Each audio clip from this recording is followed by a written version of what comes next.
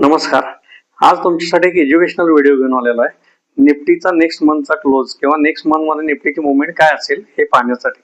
तर ते जर का तुम्हाला शिकायचं असेल तर हा व्हिडिओ शेवटपर्यंत बघा, म्हणजे तुम्हाला समजेल की पुढची मुवमेंट कशी असू शकते. आपण हा एक इंडिकेटर लावलेला आहे, सेंट्रल पिव्होट रेंज.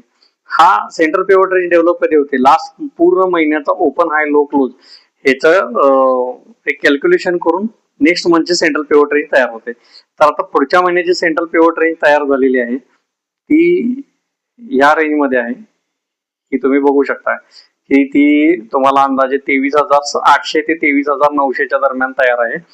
जर का 23,800 खाली निफ्टीचा क्लोज आला तर आपण बेरिश स्टान्सला राहू शकतो आणि अपसाइडला आला तर बुलिश राहू शकतो.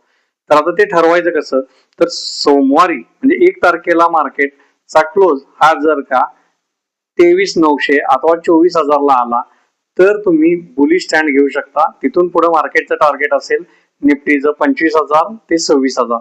आणि जर का मार्केटचा निफ्टीचा क्लोज सोमवारचा 23,800 खाली आला, समजा 700 आला, 500 आला, तर मार्केट बेरिश राहू शकतं. 22,000चं टार्गेट ओपन होऊ शकतं परत एकदा. तर हे कसं ठरतं की पहिल्या दिवशीचा क्लोज किंवा कुठल्याही दिवशीचा क्लोज ह्या तीन रेषेच्या, पिवळ्या तीन रेषेच्या खालच्या साईडला आला तर मार्केट बेरिश असतं, वरच्या साईडला आला तर बुलिश असतं.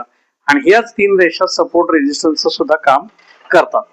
तर तुम्हाला हा जर का व्हिडिओ आवडला असेल तर नक्की मला फॉलो करा, या व्हिडिओला लाईक करा जास्तीत जास्त, म्हणजे मी तुम्हाला आणखीन काही सिस्टीम सांगू शकेन.